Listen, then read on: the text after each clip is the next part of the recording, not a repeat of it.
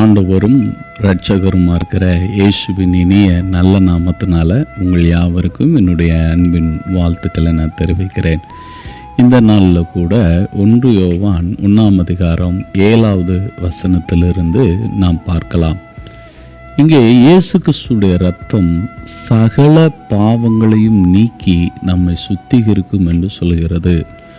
அருமையான கர்த்தருடைய பிள்ளைகளே, ஒரு மனிதன் தன்னுடைய பாவத்தை போக்க வேண்டுமானால் ஒரு மாதிரியை ஏற்படுத்தி கொண்டு இந்த மாடலில் செய்தால் என்னுடைய பாவம் மன்னிக்கப்படும், அந்த மாதிரி செய்தால் என்னுடைய பாவம் மன்னிக்கப்படும் என்று வேத புத்தகத்தில் அப்படி ஒரு மாதிரிகளை கொடுக்கப்படவே இல்லை. அதற்கு பதிலாக வேத புத்தகம் எப்படி சொல்லுகிறது என்றால், இரத்தம் சிந்துதல் இல்லாமல் பாவ மன்னிப்பு இல்லை என்று சொல்லுகிறது.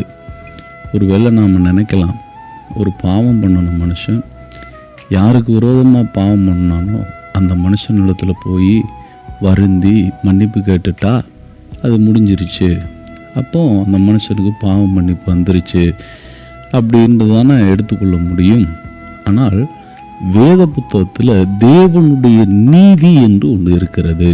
மனிதன் ஒரு நபருக்கு விரோதமாக பாவம் செய்யும் பொழுது, இல்லை இன்னொரு மனிதனை பாவம் செய்ய வைக்கும் பொழுது அங்கே இன்னொரு காரியமும் நடக்கிறது என்று வேதம் சொல்லுகிறது. என்ன காரியம் நடக்கிறது என்றால், அவரை சார்ந்து இருக்கிற அத்தனை நபர்களும் இந்த மனிதனால் தண்டனையை அனுபவிக்கிறார்கள். அந்த பாவம் தொடர்ந்து போய்கொண்டே இருக்கிறதுனால அந்த பாவம் ஒரு தொடர் சங்கிலி போல அடுத்த நபரை செய்ய வைத்து போய்கொண்டே இருக்கிறது. எல்லா மனிதனுடைய இரத்த பலியும் இந்த மனிதன் மேல் வருகிறது. அதனால இந்த மனிதன் இரத்தம் சிந்தப்பட வேண்டும் என்பதுதான் தீர்ப்பு. அவர் ஒரு பரிகாரத்தை உண்டாக்குகிறார். என்ன பரிகாரம்? இரத்தம் சிந்தப்பட வேண்டிய மனிதனுக்கு பதிலாக தேவன் தன்னையே கொடுக்கிறார். ஏன் தேவன் தன்னையே கொடுக்க வேண்டிய ஒரு கட்டாயத்தில் இருந்தார் என்றால், ஒவ்வொரு மனிதனுடைய பாவத்தையும் அவர்தான் வாங்க முடியும்.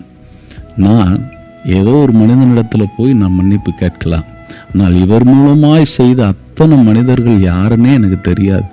ஆனாலும் இவரை செய்ய வைத்ததுனால அத்தனை பேருடைய இரத்த பலியும் என் மேலே தான் இருக்கிறது.